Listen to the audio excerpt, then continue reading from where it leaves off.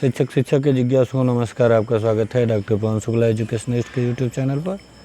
आप जान ही रहे हैं कि हम लोग यहाँ व्यवहार निर्माण के विज्ञान शिक्षा शास्त्र की चर्चा करते हैं और चर्चा का क्रम व्यवहार निर्माण के आधार दार्शनिक दृष्टिकोणों की ओर चला है। इस दार्शनिक दृष्टिकोणों के पड़ाव में आज के वीडियो का जो अंक चल रहा है उसका प्रकरण है महात्मा गांधी का सर्वोदय दर्शन और उसकी देन। महात्मा गांधी का सर्वोदय दर्शन और उसका शैक्षिक निहितार्थ यानी जो उसका आधुनिक शिक्षा पर क्या प्रभाव पड़ा है, इस वीडियो के अंक में हम यह जानने का प्रयास करेंगे। तो चलिए आगे बढ़ते हैं। तो पहली जो देन थी गांधी जी की वह यह थी कि गांधी जी शिक्षा के लक्ष्य के संदर्भ में, गांधी जी जब शिक्षा के लक्ष्य की बात करते थे तो वे आदर्शवादी थे, क्योंकि वे सत्य की प्राप्ति को ही जीवन का अंतिम लक्ष्य रखते थे। वह एक बालक के संदर्भ में भी यही लक्ष्य रखते थे कि सत्य की प्राप्ति, वह सत्य सनातन जो है उसकी प्राप्ति करना, ब्रह्म की प्राप्ति करना ही अंतिम लक्ष्य है। तो यहाँ वे आदर्शवादी हो जाते हैं।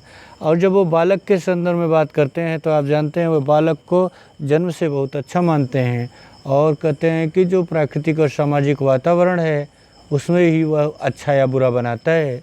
तो इसलिए वे प्रकृतिवादी हो जाते हैं। और पाठ्यक्रम की जब बात होने लगती है तो पाठ्यक्रम के संदर्भ में वे प्रयोजनवादी थे, क्योंकि पाठ्यक्रम के संदर्भ में गांधी जी स्वावलंबन और उद्योग केंद्रित शिक्षा की बात करते हैं, जिसके आधार पर बालक अपना और अपने परिवार का भरण पोषण करने योग्य हो जाए। उसको इस तरह से कला कौशल का ज्ञान दिया जाए कि वह अपने आप को और अपने परिवार को भौतिक सुख सुविधाओं के अनुसार संभाल सके। अगली बात देखें तो जो यह देन है कि एक समन्वयवादी दृष्टिकोण है। किसी भी विचारधारा को वे अकेले स्वीकार नहीं करते हैं, बल्कि हर चीज़ का समन्वय कर लेते हैं। आदर्शवाद, प्रकृतिवाद, प्रयोजनवाद का जो भी चीज़ें वर्तमान संदर्भ में भारत के संदर्भ में भारत की मांगों के अनुसार भारत की मांग की पूर्ति करने वाली होती हैं, वे उन विचारधाराओं से उन बातों को आत्मसात करते हैं, स्वीकार करते हैं और उसको शिक्षा जगत में प्रयोग करने पर बल देते हैं। अगली बात देखी जाए तो गांधी जी का जो जीवन था वह बड़ा लंबा संघर्ष कर रहा है। दक्षिण अफ्रीका में वे गए थे यात्रा पे 1911 में। जब बैरिस्टर की डिग्री लेकर के ब्रिटेन से लौटे तो वे सबसे पहले प्रैक्टिस करने के लिए वहाँ आप जानते हैं कि दक्षिण अफ्रीका गए, और दक्षिण अफ्रीका में जो वे अश्वेत लोग थे उनके साथ बहुत अन्याय हो रहा था। वहाँ पर उन्होंने उनकी शिक्षा के लिए और उनके उद्धार के लिए कई कार्यक्रमों का नेतृत्व किया। तो शिक्षा के संदर्भ में वे 1911 से वहाँ लगे हुए थे और भारत में 1936 तक, जब यह 25 साल का जो कार्यकाल बीता, इस 1911 से 1936 के जो अनुभव हैं उसके अनुभवों के आधार पर गांधी जी ने 22 व 23 अक्टूबर 1937 को, याद रखिएगा ये डेट पूछा जाता है, 22 व 23 अक्टूबर 1937 को नवीन शिक्षा, एक नई शिक्षा की बात की उन्होंने। उस पर विचार करने के लिए वर्धा में शिक्षा शास्त्रियों का एक अखिल भारतीय सम्मेलन बुलाया था और उस सम्मेलन के सभापति या अध्यक्ष स्वयं महात्मा गांधी ही थे। इस बात को भी याद रखिएगा। और इसमें जो निर्णय लिया गया उसमें निर्णय लिया गया कि डॉक्टर जाकिर हुसैन के सभापतित्व में एक समिति बनाई गई, एक समिति नियुक्त की गई, जिसका प्रतिवेदन, जो समिति थी उसका प्रतिवेदन जो आया था, रिपोर्ट जो आई थी, वही उसका प्रामाणिक दस्तावेज बना था। उसी के आधार पर उनकी बेसिक शिक्षा, बुनियादी शिक्षा या उद्योग केंद्रित शिक्षा या नई तालीम उसको भी कहा जाता है। तो ये जो नई तालीम, बेसिक शिक्षा या उद्योग केंद्रित शिक्षा थी, उसका जो प्रामाणिक दस्तावेज था वह डॉक्टर जाकिर हुसैन के सभापतित्व में बनी समिति के द्वारा दी गई रिपोर्ट थी। और उस रिपोर्ट में जो सिद्धांत बताए गए थे, आधारभूत सिद्धांत जो थे, उस आधारभूत सिद्धांतों की बात करें तो वे जो आधारभूत सिद्धांत थे वे थे, पहला, उसके जो 4 आधारभूत सिद्धांत थे, इन चारों आधारभूत सिद्धांतों की हम बात करें तो पहला जो सिद्धांत था वह सिद्धांत आज भी संविधान में आपके है कि 7 वर्ष तक निःशुल्क एवं अनिवार्य शिक्षा। जो शिक्षा है वह 7 वर्ष तक, यानी 7 से लेकर के 14 वर्ष तक, मतलब 6 से लेकर के 14 अब चल रहा है, उस समय 7 वर्ष कहा गया था कि 7 वर्ष से लेकर के 14 वर्ष तक निःशुल्क एवं अनिवार्य शिक्षा हो, यानी जो प्राइमरी एजुकेशन हो पूरी तरह से फ्री हो, बिना पैसे की हो और अनिवार्य हो, यानी सबके लिए हो। यह उस रिपोर्ट का, उस प्रतिवेदन का, उस रिपोर्ट का पहला पॉइंट था, पहला आधार था। उसका दूसरा आधार जो आया उसका आधार था कि जो शिक्षा का माध्यम हो वह मातृभाषा हो, यानी जो कुछ भी सिखाया पढ़ाया जाए बालक को वह मातृभाषा के रूप में हो। तो 2 देन आपके सामने यहाँ भी दिखाई पड़ती है कि 14 वर्ष तक, यानी 6 से लेकर के 14 वर्ष तक की जो शिक्षा का 8 वर्ष का कार्यकाल है, 8 वर्ष के इस समय अवधि में जो भी शिक्षा है वह अनिवार्य शिक्षा हो और निःशुल्क शिक्षा हो। तो इस दिन को भी गांधी जी के याद रखिएगा कि निःशुल्क व अनिवार्य शिक्षा की बात गांधी जी ने की। उसके बाद उन्होंने जो मातृभाषा का बल दिया कि जो भी शिक्षा दी जाए उसका माध्यम मातृभाषा को रखा जाए, तो मातृभाषा के संदर्भ में शिक्षा पर जोर दिया गया।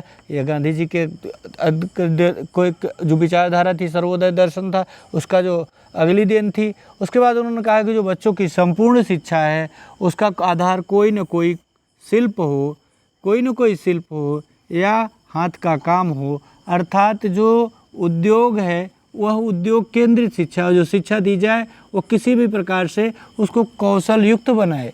जो आज प्रधानमंत्री कौशल योजना चल रही है, आप देख रहे हैं भारतवर्ष में कई जगहों पर इस तरह के कार्यक्रम आयोजित किए जा रहे हैं। तो जो प्रधानमंत्री कौशल विकास योजना है यह गांधी जी के इसी कोई शिल्प या हाथ का काम या अर्थात उद्योग केंद्रित शिक्षा की जो संकल्पना थी उसी का एक बृहद रूप है। इसके बाद बात की जाए जो चौथी दिन इस संदर्भ में, तो नई बेसिक शिक्षा के संदर्भ में उनका था, तो गांधी जी कहते थे कि स्वावलंबन यानी अपने आत्मनिर्भरता की बात करते थे कि ऐसी व्यवस्था की जाए जिससे लोग आत्मनिर्भर हो सकें।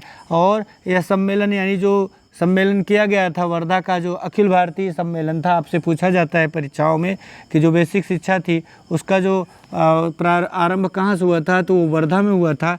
वर्धा में 22-23 अक्टूबर को जो अखिल भारतीय शिक्षक सम्मेलन बुलाया गया था उसमें गांधी जी ने अपने विचार शिक्षा के संदर्भ में रखे थे और उसमें पक्ष विपक्ष की चर्चा हुई थी। चर्चा के परिणाम स्वरूप यह तय किया गया था कि डॉक्टर जाकिर हुसैन की अध्यक्षता में सभापतित्व में एक समिति बनाई जाए और उस समिति की रिपोर्ट है जिसे कि शिक्षा, बेसिक शिक्षा का आधार बनाया गया। तो उसमें जो ये चौथा आधार, तीसरा आधार आप देख रहे हैं कि कोई हाथ का काम या कोई शिल्प यानी उद्योग केंद्रित शिक्षा हो, उसका वर्तमान भारतीय शिक्षा में बहुत ही उसका योगदान रहा है, बहुत ही निहितार्थ है, उसका उपयोग आज भी किया जा रहा है। प्रधानमंत्री कौशल विकास योजना के साथ आप देख रहे हैं या ITI पॉलिटेक्निक जैसे जो विद्यालय जो पाठ्यक्रम आयोजित किए जा रहे हैं इसी के आधार पर हैं। इसके बाद स्वावलंबन की बात की गई, तो स्वावलंबन में भी बात किया गांधी जी ने, क्योंकि उस समय शिक्षा की व्यवस्था जो थी, भारत आज़ाद नहीं था, तो जो खर्च आता, अध्यापक का जो वेतन होता आदि जो खर्च होते थे उस पर विश्वास किया गया कि इस तरह से व्यवस्था की जाए कि जो विद्यालय हैं, जो शिक्षा के संस्थान हों, वे अपने अध्यापकों के वेतन के लिए किसी के आगे हाथ न पसारें बल्कि स्वयं स्वावलंबन हो जाएं। तो इसीलिए उन्होंने कहा कि सम्मेलन यह आशा करता है कि शिक्षा की इस प्रणाली में धीरे धीरे शिक्षकों का वेतन भी निकलने लगेगा, क्योंकि भारत आज़ाद नहीं था और ब्रिटेन सरकार भारत की शिक्षा व्यवस्था पर कुछ खर्च नहीं करना चाहती थी, क्योंकि उस समय जो था कांग्रेस का जो शासन, कांग्रेस कई राज्यों में वहाँ पर एक ढंग से जो केंद्रीकृत शिक्षा प्रणाली की केंद्रीकृत शासन की व्यवस्था प्रारंभ की गई थी, तो उस समय कांग्रेस कई जगहों पर सत्ता में आ गई थी, तो वहाँ उसको 1938 में लागू भी किया गया था। तो इसको ध्यान में रखते हुए लागू किया गया था कि धीरे धीरे शिक्षकों का वेतन भी निकलने लगेगा। और उसके बाद जो महत्वपूर्ण तीसरी देन है, या तो दूसरी देन में आप 5-4 दिन देखते हैं गांधी जी की जो सर्वोदय दर्शन था उसकी शिक्षा का वर्तमान शिक्षा में उपयोग के संदर्भ में।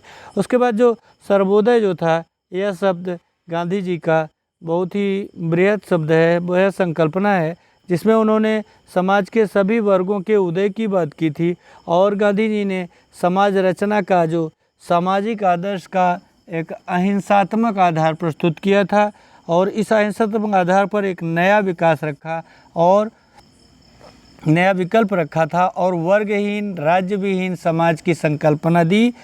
ये देन आपको गांधी जी के उसे सर्वोदय दर्शन का एक बहुत बड़ी देन ये भी है, जो कि आधुनिक शिक्षा में भी, आधुनिक भारत में इसका उपयोग किया जा रहा है और प्रयास किया जा रहा है संविधान के द्वारा भी कि सबका उदय हो, सबका विकास हो। इसके बाद गांधी जी का जो चौथा मुख्य दिन देखी जाए तो वह था गांधीवाद के संदर्भ में। इसको गांधी जी ने स्वयं तो नहीं स्वीकार किया था, लेकिन गांधी जी के बाद इसको एक ढंग से स्वीकार किया गया, जिसमें सत्य की बात को, सत्य क्या था, सत्य के संदर्भ में उसको कहा गया कि जो पूर्वाग्रह से दूषित न होना सत्य है, सत्य को सदा मानना सत्य है, असत्य से दूर रहना सत्य है। गांधी जी कहते थे कि असत्य से वापस लौटने में भय या लज्जा न होना यह भी सत्य है, और सत्य के लिए अपना सर्वस्व अर्पित कर देना ये सत्य का स्वरूप है। इस सत्य के संदर्भ में यह परिभाषा थी। उसके बाद गांधी जी अहिंसा के संदर्भ में बात करते थे। अहिंसा के संदर्भ में प्रत्येक प्रकार का जो अधर्म का है उसको पशुबल से नहीं बल्कि आत्मबल से विरोध करना चाहिए। अहिंसा का जो क्रियात्मक जो क्रिया है यह एक भावना प्रधान क्रिया है। गांधी जी का जो असहयोग आंदोलन था वह ऐसा ही अहिंसात्मक आंदोलन ही था। तो निश्चित रूप से अहिंसा जैसी मार्ग का देन गांधीवाद का एक बहुत बड़ी देन है। उसके बाद सेवा की बात करते हैं। सेवा का मतलब है जनता की सीधी और प्रत्यक्ष सेवा के कार्यक्रम पर बल देते थे वे, और कहते थे जनसाधारण को जो है शोषण किसी प्रकार नहीं होना चाहिए। अस्पृश्यता का अभाव की बात करते थे गांधी जी कि जो अस्पृश्यता है, छुआछूत है, वो किसी भी ढंग से स्वीकार नहीं है। इसलिए शिक्षा जगत में मानव समाज में अस्पृश्यता का अभाव होना चाहिए। तो आध्यात्मिकता की बात गांधी जी का एक बहुत बड़ा योगदान था, क्योंकि गांधी जी का पूरा जीवन आध्यात्मिक प्रयोगशाला था और उन्होंने सत्य के प्रयोग में एक एक जो बातें लिखी हैं उसको आप भी पढ़िए, मैंने पढ़ा है। निश्चित रूप से मेरे जीवन में जो कुछ भी मैंने हासिल किया है वह गांधी जी की एक देन थी। मैंने गांधी जी की जो किताब थी, पुस्तक थी आत्मकथा मेरे सत्य के प्रयोग या माई एक्सपेरिमेंट विथ ट्रूथ को मैंने पढ़ा था, तो मुझे अपने बारे में एक चीज़ तो निष्कर्ष निकला था कि मैं और गांधी में कोई खास अंतर नहीं है, एकमात्र अंतर है जो कि उन्हें विशेष कर देता है और हमें सामान्य कर देता है। वह अंतर था संकल्प और विकल्प का। गांधी जी जो संकल्प लेते थे उसका वो विकल्प नहीं रखते थे, और हम लोग जब भी संकल्प लेते हैं उसके 1000 विकल्प तैयार हो जाते हैं और विकल्पों के आश्रित होकर के हम संकल्प को भूल जाते हैं। तो ये आध्यात्मिकता उनकी एक बहुत बड़ी बात थी। देश सेवा की बात गांधी जी कहते थे कि देश राष्ट्र जो है एक महत्वपूर्ण प्रत्यय है और इसकी सेवा का प्रत्यय सबके मन में होना चाहिए, सबको आत्मसात करना चाहिए, तन मन धन से देश सेवा अवश्य करनी चाहिए। उसके बाद जो चारित्रिक दृढ़ता की बात गांधी जी ने कहा था कि किसी भी दृष्टि से जो चारित्रिक दृढ़ता है यह बहुत ही महत्वपूर्ण है और यह मानव समाज के उत्थान का एक बहुत बड़ा कारण है। यदि मानव समाज चारित्रिक दृढ़ता की ओर बढ़ेगा तो निश्चित रूप से उसका उत्थान निश्चित है। ध्येय निष्ठता की बात गांधी जी कहते थे कि जो उद्देश्य तय किया जाए उसके प्रति पूरी निष्ठा हो और उस निष्ठा में किसी भी प्रकार की कमी जो होगी वह आपको लक्ष्य से भटका देगी। तो गांधी जी का यह जोर था कि आप जो भी ध्येय तय करते हैं उसके प्रति निष्ठावान रहें। उसके बाद साधन की पवित्रता की बात करते थे। जो साधन की पवित्रता थी, गांधी जी कहते थे कि जो भी साधन प्रयोग किए जाएं वे पवित्र हों, उनकी पवित्रता में किसी भी प्रकार का कोई संदेह नहीं होना चाहिए। यदि साधन पवित्र नहीं है तो साध्य जो होगा वह भी पवित्र नहीं बच पाएगा, इसलिए साधन की पवित्रता अनिवार्य है। स्वयं सेवकों का व्रत, गांधी जी कहते थे कि जो स्वयं सेवकों का व्रत है वह आपको स्वीकार करना चाहिए, स्वयं सेवा के लिए तैयार होना चाहिए, स्वयं सेवा का संकल्प लेना चाहिए, न कि आपको कोई प्रेरित करे या दबाव दे, बल्कि जो सेवा का भाव है वह स्वयं उत्पन्न होना चाहिए। जो ट्रस्टीशिप का सिद्धांत दिया गया गांधी जी के द्वारा, ट्रस्टीशिप का सिद्धांत कहता था गांधीवाद में यह माना जाता है कि जो संपत्ति है उस संपत्ति पर किसी का जो नितांत अधिकार नहीं है। जिसके पास संपत्ति है वह उस संपत्ति का केवल ट्रस्टी या संरक्षक है और उसे संपत्ति का उपयोग देश हित में करना चाहिए। तो यह भी देन एक बहुत बड़ी देन थी गांधी जी की। उसके बाद सत्याग्रह की बात है।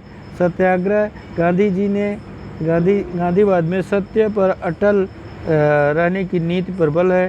गांधीवाद में इतना नैतिक साहस होना चाहिए कि वह विरोधों के बावजूद जो सत्य का आग्रह कर सके, चाहे वह देश की स्वतंत्रता के लिए उनकी लड़ाई का संदर्भ देखा जाए, वहाँ भी गांधी जी सत्याग्रह के कारण ही आप कह सकते हैं कि भगत सिंह जैसे बलिदानियों का उनको वो संरक्षण न कर सके, लेकिन वह सत्याग्रह था गांधी जी का और उनकी अपनी मजबूरी थी, वो सत्य के प्रति समर्पित थे।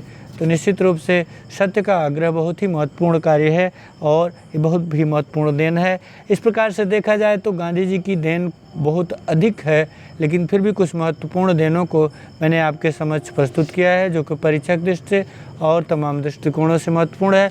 आप जो कुछ बातें कहना हो आपका कमेंट बॉक्स में स्वागत है। आप चैनल लाइक करने, शेयर करना और सब्सक्राइब करना मत भूलिएगा। धन्यवाद, नमस्कार।